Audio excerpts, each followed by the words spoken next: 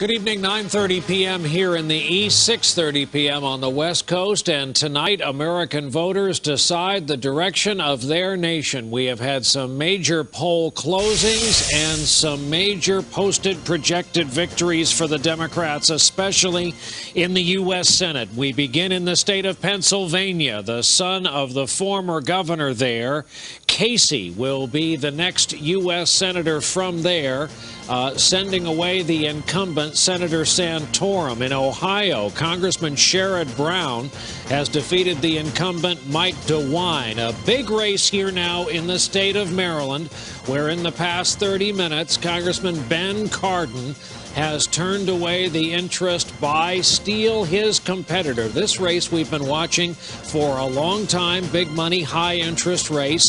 Ditto in the state of New Jersey, where Bob Menendez, Democrat from the House of Representatives, has turned away Tom Kean, the son of the governor of the same name. An independent in the U.S. Senate from Connecticut. You last knew him as Democrat Joe Lieberman, turned away by his own primary, came back as a third-party candidate. Iraq, a big issue in that race. The governor of Michigan, Stabenow, elected overwhelmingly tonight. Virginia, the Senate race there is too close, too early to call that race. Allen versus Webb, you see the numbers in at this hour. Lincoln Chafee, son of John Chafee in Rhode Island, the moderate Republican, trying to hang on to his job tonight. This race in New England, also too early to call. Out west, a race we'll be watching tonight, John Kyle, Republican, trying to hang on. Again, too early to call. Senator Hillary Rodham Clinton spent a fortune, cruised to victory here in the state of New York. Bob Byrd, age 89, begins term number 9, representing the state of West Virginia. Richard Lugar cruises in Indiana, where, incidentally, 2 Republican members of Congress have gone down to the Democrats tonight from Indiana. In Massachusetts, Ted Kennedy, another term for the liberal senator from the Commonwealth. In Vermont, the vacant seat will be filled by the independent Sanders, who sits with the Democrats when they caucus. In Ohio, the Democrats pick up a governor. Strickland is the victor in Ohio. And in Massachusetts, the second ever black governor in United States history, Deval Patrick. Also in the state of Maryland, just in the time we have been on the air, former mayor of Baltimore, Martin O'Malley, the governor in the state of Maryland. And I've been told we now have a called in Rhode Island. Sheldon Whitehouse is going to defeat the incumbent Lincoln Chafee, who inherited the family Senate seat, you might say. Lincoln Chafee seemed a bit mystified that as a moderate, someone who had reached across the aisle before, he... Let me also acknowledge the Claire tens of McCaskill thousands claims victory in Missouri. We now have another category. We've had projected winners, apparent winners. Now we have another self-announced before the other guys conceded winner. First Jim Webb and now Claire McCaskill. There's no concession from the Republican incumbent in either of these. Once upon a time, there was a protocol. The candidate who was losing would concede defeat, make the phone call to the candidate who had won, and congratulate him or her. At which point the candidate would say, "Thank you for your magnanimity," and proceed to the hall and accept victory. In Virginia tonight, we have no indication whatever that George Allen called up Jim Webb and said, "I've lost to you." He certainly didn't tell his troops that. So Webb proceeded unilaterally to declare victory. We just missed it here, but he did it. In this case, the same with Claire McCaskill. She declared victory. We haven't seen anything from Jim Talent to suggest he's given up. So once again, as politics deteriorates in this country, an old, wonderful rule has gone by, which is you let your opponent who's losing say so first. This does beg the question, though, of what happens if either of them, especially Claire McCaskill, would be wrong. I mean, obviously, the Virginia thing is going to be recounted one way or the other. It's going to, and let's put it this way, it's going to carry over into tomorrow morning. Right. We know that much. But is this, if you get this wrong, what happens? I mean, there's no, I don't know. It's like the old famous Chicago Tribune headline that Dewey had won in '48, but that was a joke. It was a failure of, they jumped ahead of the news. Here you have the candidates jumping ahead of the news, and I guess you just save that as a joke for the next party fundraisers of the other party. You've got a candidate claiming he'd won or she'd won and lost. Well, maybe we're looking at the wrong end of the telescope here, though, because with the Webb claim of victory in Virginia and the McCaskill claim of victory in Missouri, we're down to one Senate seat that decides who controls the Senate, and it's Conrad Burns versus crew-cut John that Tester. brings us to the latest numbers, and here we are. John Tester, Democrat. According to these raw numbers, it was 64% of the votes counted, 124,000 to 115,000 roughly, a narrow advantage, but a significant advantage. It's enough to win, obviously, tonight in these close races. That won't be a recount situation. These are small states. This is a small state, Montana. So you are right, sir. Keith, if Montana goes, Missouri goes, Virginia goes, that's 3 plus 3, they go. They win. It could be as Montana goes, so goes the nation. Well, does that not segue us perfectly into our next three guests? Brian Williams of NBC Nightly News, Tom Brokaw, anchor emeritus of NBC Nightly News and something of an expert on the region, and of course Tim Russert, NBC Washington bureau chief and moderator of Meet the Press. And Tom, let's start with you. As Montana goes, so goes the nation, perhaps? That could very well be the case in the Montana Senate race. I'd like to know what counties are still out. For those of you who are unfamiliar with the topography of Montana, Yellowstone County is Billings, the biggest town. That's Conrad Burns territory. Conventionally, the Tester people thought they were doing pretty well there. Gallatin County is over where Brian Williams likes to run around a dirt track in a fast car, and that's Bozeman. Those two counties are big movers and shakers in Montana politics, so we'll see what happens. It's going to take about 240,000 votes to win this, probably, because they always get a very high voter turnout. Everybody expected it to be very close.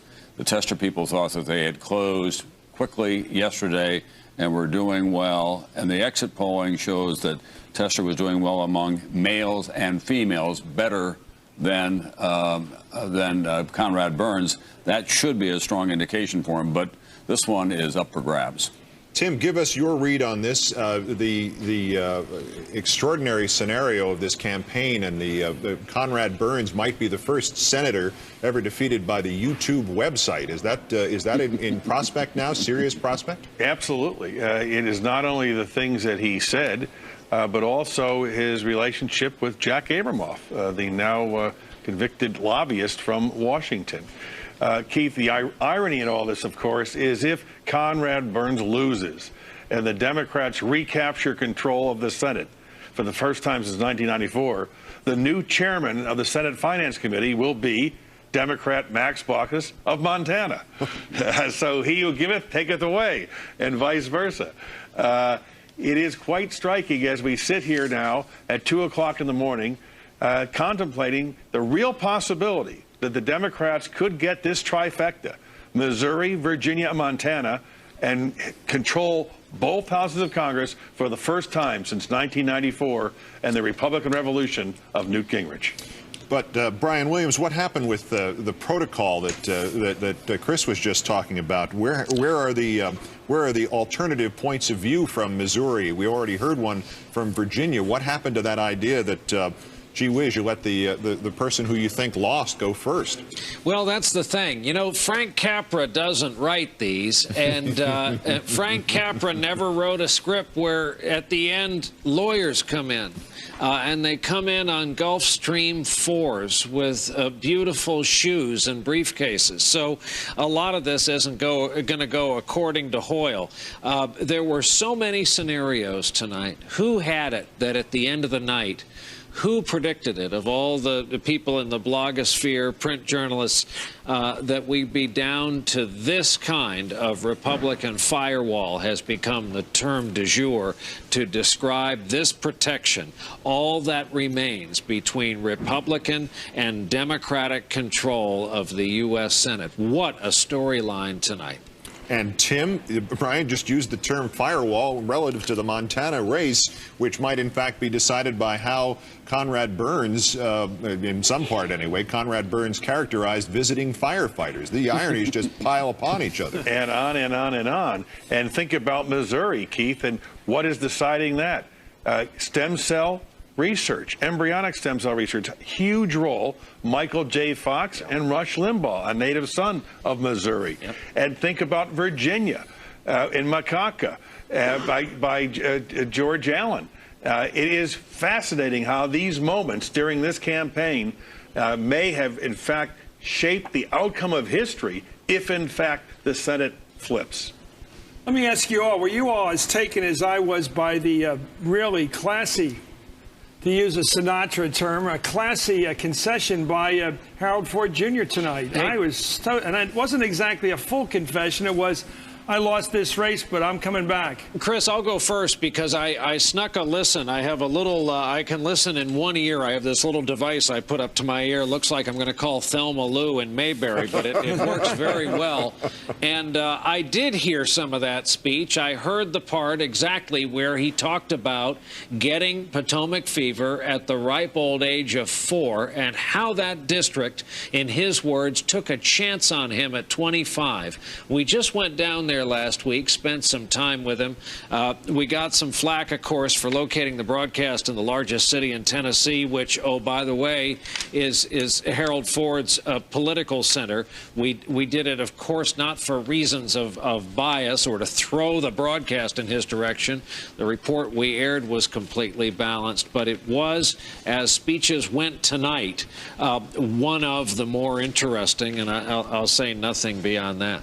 Tim, did you hear the open door there to another race, perhaps for the other Senate seat at some point? Oh, absolutely. And I think that's an interesting piece of this story tonight.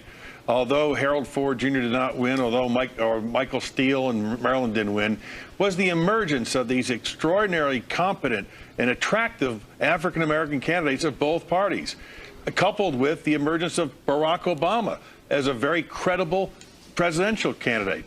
And so it's an important change and advancement and evolution in our politics, and one I think we'll remember in 2006. I thought it was great, just as an observer and as an American, to see that the polling in Tennessee turned out to be pretty predictive.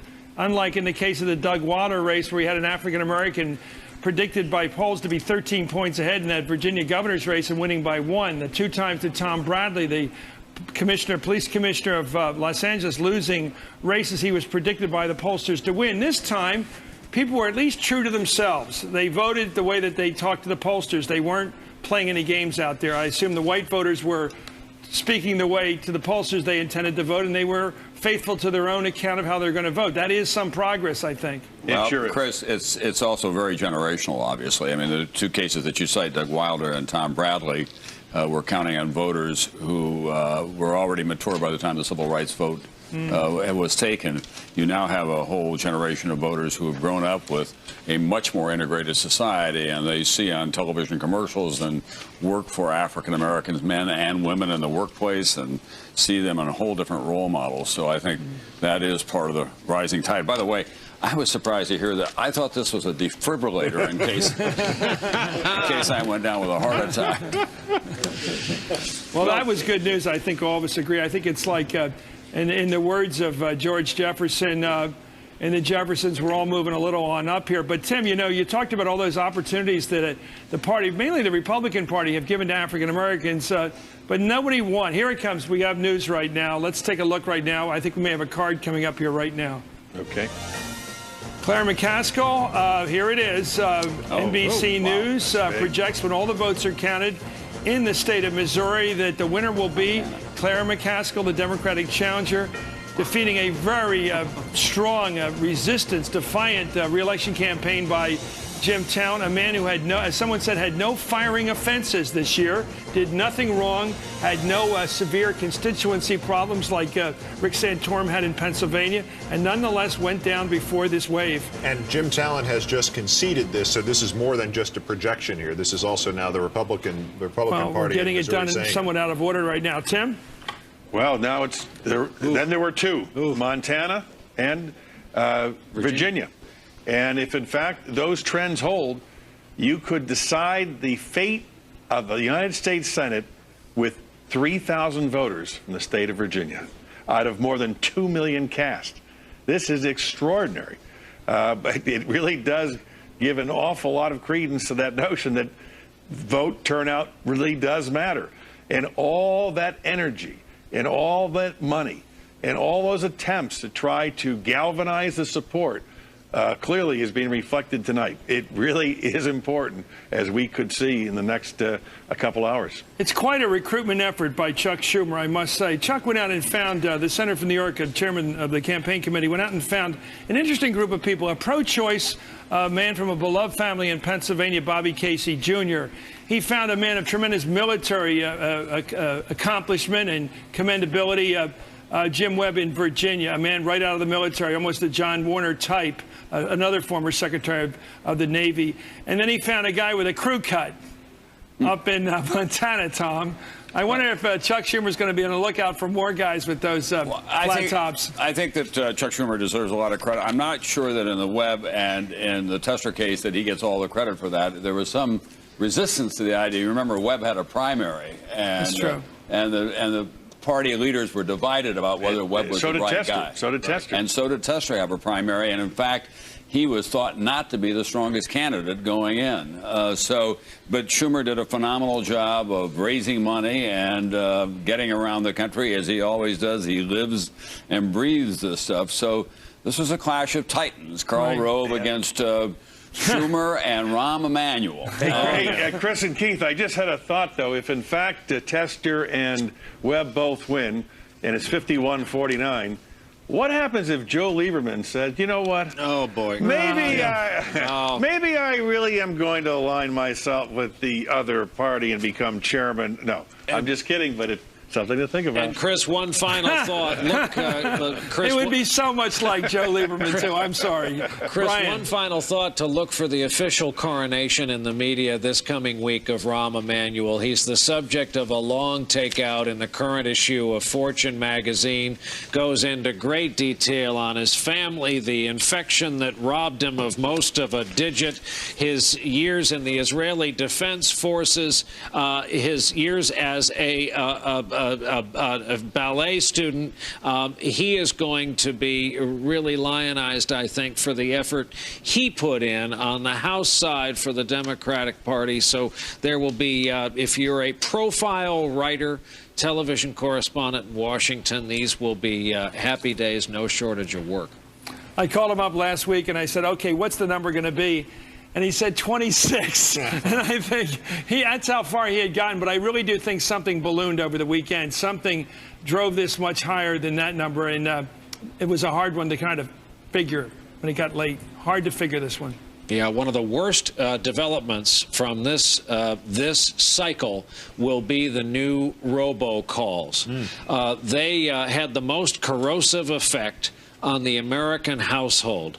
Most people have an arm's length relationship with campaigning. You can toss the direct mail, you can turn off or mute the television. But when your phone rings 7 to 8 times, because it's been programmed to ring if it is hung up before it reaches 30 seconds, and it turns out to be all for a purpose of slamming a specific candidate or party, that's, as they said in The Godfather, a dirty business. And people will draw the line there. It's a tough thing to get your arms around and legislate, but that has angered a lot of people this session. Thanks a lot, Brian Williams. Tim Russert and Tom Brokaw. You know, it's interesting that tonight we're reporting on all the results, and the only one who has shown in that entire presidential field is Hillary and McCain. John Edwards not to be heard from tonight, nowhere out there. Mitt Romney not to be heard from tonight. Rudy Giuliani, I didn't see him tonight. Where are all those people? They didn't play a big role in tonight's election night. They were out in the field. They didn't make a point to show up tonight. I found it interesting. Well, the whole 2008 field and what is to be expected from it has changed tonight, because we're not going into the end of an 8-year one-party rule in Washington. Now it's a totally different playing field. Who will emerge? Who are the Democrats' leaders now that they have at least the House and maybe the Senate as well? How will that change their dynamic? And what kind of hamstringing of the president, of a Republican president, will there be, and how would that trail over into the next Republican candidate? I got a new one for you, Keith. Yeah? If the Democrats win those 2 other Senate seats and the requisite number to take control in the U.S. Senate, there is a prize waiting for a Democrat to be majority leader of the U.S. Senate, a prize that wasn't available a day ago, a prize perhaps Hillary Clinton would like. She has an option now. she doesn't have to run for president. She can be the leader of her party in the Congress. That's not a bad role for someone in their second term. Not a bad role for someone who would have to risk all to run for president, but would have it all right now if she cuts a deal, as we've heard so often, is available to her with Harry Reid and take control of the Senate. As you suggest, the entire playing field will change, not just in terms of the next 2 years, but as 2008 approaches, and who runs, who doesn't, and what is available to them now. What is the power now sufficient for the aspirations of these individual Democrats? Well, I believe we'll have our first woman president when she can be the leader of a parliament first, rather than have to run as an individual in a kind of a John Wayne commander-in-chief role. Therefore, Hillary can become leader of this country if she becomes leader of the Senate and people get used to her as the leader of a party, in effect leader of the country and its legislative branch. Over time, they'll get used to the idea of her as president. To just quit the legislative branch without having become a leader and taking yourself before the American people and say, make me your leader, that is a big jump in history. Well, with Senator-elect McCaskill in Missouri, we now have 16 women in the Senate. And speaking, we are now down, probably, at least from the Democratic point of view, we're down to Montana, and we may get a call on that. The governor of that state saying Tester Burns will be called in the next half hour. A spokesman for Conrad Burns' campaign saying the race is definitely tightening, admitting that the Democratic challenger, John Tester, is leading in Yellowstone County. The Republicans have to win that to win statewide. It may come down to Yellowstone County in Montana to determine if the Democrats take the Senate as well as the House. That is what we're going to be following after this next break, Chris. It's you got to get out your map quest. It's good enough. It's now one thing to look at least. Who would have believed it would go this far? It looks like it's going to be in the high 230s for the Republican seats in the House and maybe 51 seats in the Senate, enough to overrule Vice President Cheney no matter how hard he tries. Unless Joe Lieberman agrees with him. Remember, will you stop? You are fishing in troubled waters here. Joe Lieberman says he will be a Democrat. Russert agreed with me on that point. Well, anyway, we're going to look at Montana. We're going to keep our eye on that ball when we continue. Decision 2006 continues here on MSNBC. Please stay with us. MSNBC. Keith Olbermann's special comment. One thing is certain. When Keith talks, people listen. Only on Countdown. Only on MSNBC.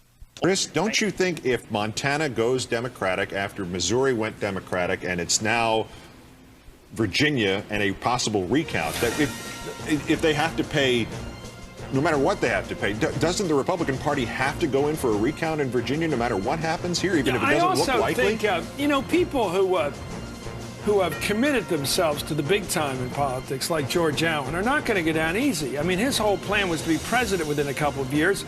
He and his wife, I think, were headed for the big time, and they had a very good shot because if they'd gotten past this election clean, which they have not done that, they would have found themselves in a very short list of Republican. John McCain has to think about whether he's going to run for president. Rudy Giuliani has not decided to run. Mitt Romney will run. George Allen had a good shot against Mitt Romney and the others, and I think it's easy to say, throw in the towel, but when your whole career goes between you're finished and you might be president someday, although I have to say now, after this very ragged campaign, I don't think George Allen's presidential material right now. You'd have to hope that people would forget this whole mess he went through with the macaque and the rest of it. They're not likely to do that. But I think that it's very hard to quit. I will go back to this. I am so impressed by young Harold Ford Jr.'s ability to take it. And maybe being young allows him to take it because he knows intuitively at 36 he can come back another couple of times and go after Lamar Alexander when he comes up for re-election, or hope that he will retire. He has a good shot at the future right now. Let's go back to Missouri, where Claire McCaskill's evident victory, certainly evident both from the projections, from all the numbers that are there, from the concession of the incumbent senator. She won. Jim Talent. She'll be going to the Senate from Missouri. Congratulations. Thanks for your time tonight. Thank you. I would think people nationally know this campaign based on that Michael J. Fox commercial and the subsequent extraordinary reaction, overreaction to it in many quarters. Do you think that was pivotal in this, or was it just a component in what happened for you in Missouri today? it was just one piece of the campaign. The national media certainly made a lot of it, but here on the ground, it was more about Iraq. It was about change. It was about accountability and health care. I will say this, though. Rush Limbaugh's reaction to the Michael J. Fox ad certainly helped raise me a lot of money, and I'm very grateful to him for that. Well, there's an old rule I'd like to coin in politics. Don't pick on somebody your size, pick on somebody bigger than you. Picking on Rush Limbaugh, just like you pick on Bill O'Reilly all the time, it's a pretty good strategy. You pick on somebody that has a lot of fans, obviously, but also a lot of critics. That does drum up interest in you.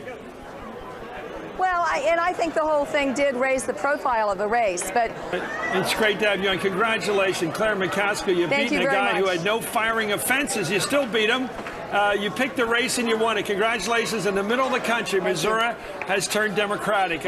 Keith, that is the bellwether state. Yeah, and we heard the Baker Commission referenced again as the possible. Again, as we heard it from Rahm Emanuel earlier. The face-saving mechanism to get us collectively, this country, out of the mess of Iraq. And there it was from the, what do we call, for the presumptive senator-elect? Is that the technical term right now? The lady who just claimed victory. Yeah, that's right. That's her. And I'm just thinking, as we've been going through all the math, for some reason, Karl Rove's words come to mind here about you are entitled to your math, and I'm entitled to the math. I don't know what that means. It's the new math tonight. I'm impressed. What a nice person she seems to be, and she won. The race wasn't that dirty. Some of the others were dirtier, I can tell you, watching them across the country. And the president's got to deal with that. What we just heard, a confident person with the mandate of the people behind her in the swing state of the union, the president can't ignore that. And now the swing state in the union is Montana. Nora. Are extremely optimistic, and in fact, a spokesperson for John Tester, the Democrat, said, "I think we've got this one." Presumably could try and work out some sort of power sharing arrangement. So it's an interesting scenario, really, either way. Now, it's interesting how Joe Lieberman's going to identify. I believe, although he's elected as an independent, I believe he's going to try to win full admission to the caucus, whereas the other fellow, Bernie Sanders, takes pride in being an independent, a self-described socialist, in fact. He likes being out there on his own. Is the Lieberman thing going to be like the end of Moby Dick, where the seas consume what has happened during this year, and there's no sign of any discord. There's nothing left but Ishmael to tell the tale. And interestingly enough, Keith, already today, before they declared Senator Joe Lieberman the winner in Connecticut as an independent, there was talk up on Capitol Hill among the Democrats that they were going to try and deny Joe Lieberman, if they won the majority, the chairmanship of which committee is it? John Homeland Horowitz, Security. with me? Yeah. No, not arms. House Government Reform and Oversight. House Government Reform and Oversights. It's not going to happen, Nora. I mean, if we have the Senate, Democrats have the Senate 51-49, we're not going to get rid of the guy who could then go over to the other side, and they would control the Senate again. So I think what's going to happen is Keith is exactly right. The waves are going to wash it away. He's going to be welcomed back into the Democratic Party. Right, because in Washington, everything's always hunky-dory. Oh, Keith. Hey, Chris. I've got to turn it over to Keith. Some voice got in my ear and said, turn it over to Keith. So, right. Keith. But when have you listened to the voices? I try to observe the choreography of this discussion. Look, what do we got right now? We've got a Republican administration. We've got a Democratic House. We've got what looks like what could still be an absolute flat-footed tie in the Senate. We've got you listening to the voices in your ear. And we have the Democratic Party. Every conversation we've had tonight, we've been successful. John, let me make a point, and then I'll throw it to you. It seems to me that all the interviews tonight add up to a couple of themes. They aren't just the president's quite comfortable where he stands, even with the loss of the Senate, I bet. So it's going to be interesting to see if the president does say, okay, I'll listen to Jimmy Baker and Lee Hamilton, and I might go along with some of their program, their proposal. But the Democrats don't yet this moment, as of tonight, have the fiber to offer a clear-cut alternative to this president. It's so obvious. But when you interviewed Ken Mellman, did you not hear a hand coming out a little bit from outside the sleeve, some sort of gesture there, at least in tone that suggested there was somebody who's going to negotiate? To elicit that, to seduce that, if you will, by saying, how can you have a political settlement in Iraq under our governance and our sponsorship if we don't have a political settlement here in the United States first? And he kept claiming his lack of competence in that area that he couldn't negotiate such a question. But in fact, it is a political question here at home. There has to be a political solution here before there. So it is now a question of who is, and again, we used this before, the race towards bipartisanship. Who makes that first formal gesture? And I don't, I'm sorry, I can't imagine that the scheduling of those news conferences, Nancy Pelosi, 9 hours from now, and then the president 10 hours from now. I don't know that that's coincidental. It may be a race to be who can be the nicest Keith, first. I have to tell you, this has been fun tonight. In a bipartisan sense. In a bipartisan sense. I listen to your commentaries. I get the point of view that you offer up after all the newscasts each night, and I find it very bracing and provocative. Word. How's that for a non-controversial? You're sounding like a Democratic candidate tonight. No, I find your views very informative in the tradition of Eric Severide, although you are not, as a bartender friend of mine once said, an Eric several sides. You have one clear side, and I think that's informative, and I think in all the world we work in, it's always good to have a provocation because it makes people think. And you are as good as Edward R. Murrow at that sort of thing, and I appreciate it. You are a great writer, a great partner tonight. We've never done this before. It was fun doing this with you, but we're going to take a long time, I think at least a couple of weeks, to absorb what happened tonight. I think this was a strong, powerful bombardment of the establishment tonight, a powerful punch at the way things have been going. Or a punch on behalf of the history establishment, the historical idea that there need to be checks and balances, that wonderful idea of the weights resting on each other to make sure no one has unilateral control has been emphasized right now again. It's a Republican administration. It's a Democratic House. It's a tied Senate until we hear further from Montana and some night, Virginia. Maybe not this one, we'll see the fruition of what looked to me tonight as the beginning of the recovery of the Conservative Party by conservative thinking. Pat should be happy. I leave you with something here. We'll be following up on all this tomorrow on Countdown, obviously, when I return to the set. But in the interim, I'm leaving you a couple of donuts to get through the next couple of hours. They will work. My final gift to you. Thank you. Thank you, and goodbye. And goodbye. I think we're going to get more involved with the panel as we should. They were a brilliant panel, as you've been seeing all night. It has changed. It has morphed into a group of Nora, fresh as a daisy, Pat Buchanan, ready to fight, Bob Shrum, still hoping for a Kerry recount at this point. It might still be there out there in Ohio. Now that you got rid of Ken Blackwell, who you've been stalking now for 2 years, you finally got rid of him. And John Harwood, a man with hard numbers. John Harwood. We'll be right back with this panel.